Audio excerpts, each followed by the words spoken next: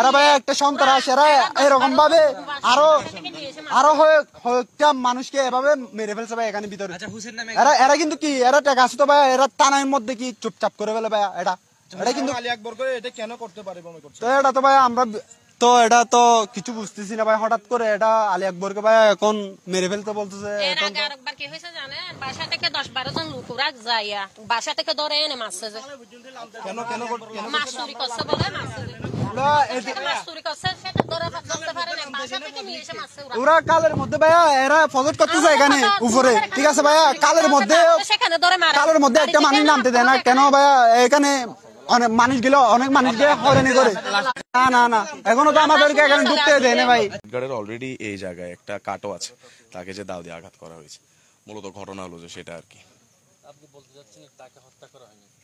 না, এটা তো আত্মরক্ষার্থে। এটা আমাদের প্রজেক্টে যদি কেউ যদি চুরি করতে আসে তো এটা তো হত্যা কেমনে হবে? সে যদি আমাদেরকে, সে তো আগে আঘাত করেছে, এটা প্রমাণও আছে। আপনারা তদন্ত হলে আপনারা জানতে পারবেন নিজেরাও। তাকে আঘাত করেছে সে বর্তমানে কোথায় আছে? তো সে মৃত অবস্থায় আছে, তাকে নিয়েছে। যে আঘাত করেছে ওকে পুলিশ জিজ্ঞাসাবাদের জন্য তাকে নিয়ে গেছে। হ্যাঁ, পুলিশ হেফাজতে নিয়ে গেছে তাকে। আঘাত করলে তো হাসপাতালে থাকার কথা।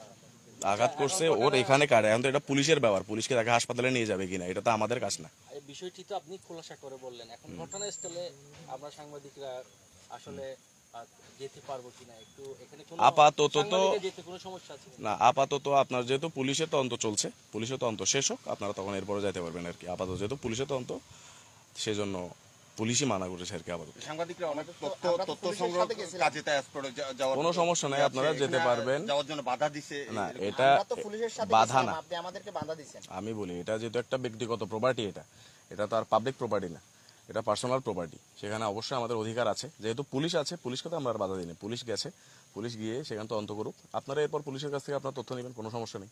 যেটা তদন্ত স্বার্থে যেটা, আমরা তো কাউকে বাধা দিইনি। পুলিশে আমাদের নাইট গার্ডকে তাদের হেফাজতে নিয়েছে, আমরা তো কোনো বাধা দিইনি। তদন্ত করুক।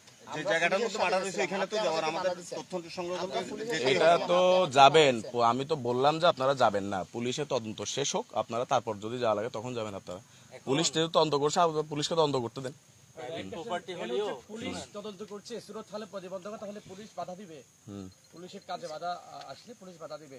এটা তো আমি তো বলেছি অলরেডি, এটা তো কোনো পাবলিক প্রপার্টি না। আমাদের কি অধিকার নাই নাকি? অবশ্যই অধিকার আছে। যেহেতু পুলিশ তদন্ত করছে, তদন্ত স্বার্থে আমরা বললাম যে আগে পুলিশ তদন্ত করুক, তারপর আপনারা সাংবাদিকরা যাবেন, কোনো সমস্যা নেই। আমরা পুলিশের সাথে গেছিলাম, কিন্তু আপনি আমাদের পুলিশের সাথে তদন্ত অবস্থায় তো এটা তো কোনো কিছুই বলে নাই না। আপনার তো পুলিশ, এটা তো আমাদের ব্যক্তিগত প্রপার্টি ভাইয়া। পুলিশ যদি না দেয়, এটাকে আপনারা মার্ডারের এদিকে রূপ না দিয়ে আপনারা যদি বলেন যে এটা যদি আত্মরক্ষার্থে, আপনাকে যদি কেউ যদি দা দিয়ে মারতে আসে, ও তো কোনো ধারালো অস্ত্র দিয়ে আঘাত করেনি। ওর হাতে লাঠি, ও সামান্য একজন নাইট গার্ড, ওর হাতে যেটা ছিল ও আত্মরক্ষার্থে সেটা দেশে আঘাত করবেই। এটাই হলো যে আপনার নিয়ম।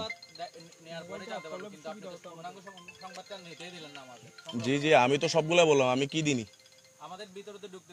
ভিতরে তো এই যে আমি বললাম তো পুলিশ তদন্ত করছে, আপনারা পুলিশে পরে আসেন, আপনারা সমস্যা নেই তো। পুলিশ বলে না, আমি বলছি, আমি যেহেতু এই জায়গার, যেহেতু আমাদের এখানে যেহেতু আমাদের সত্ত্বাধিকারী, আমরা যেহেতু সত্ত্বাধিকারী, আমি সেজন্য বলছি আপনারা পুলিশে পরে আসেন। না, আপাতত না, সেখানে ভিতরে পুলিশ আছে।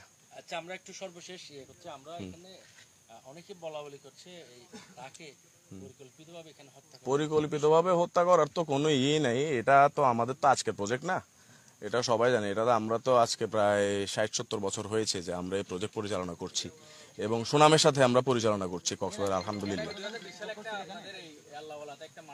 তো আপনারা সেটা তদন্ত রিপোর্ট দেখেন, সেটাকে আমরা করেছি কিনা অথবা আমাদের কেউ কি জড়িত কিনা আপনারা তদন্ত করে।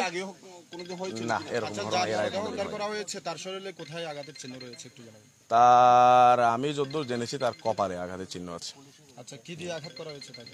এটা তো বলতে পারবো না, যে যাকে পুলিশ হেফাজতে নিয়েছে সে বলতেছে লাঠির আঘাত। আচ্ছা, তারপর এটা তো জানতে পেরেছেন কিনা? জি জি। তার পরিচয় জানতে পেরেছেন? কার পরিচয়? যিনি মারা গিয়েছে বললাম তো, আলিয়া।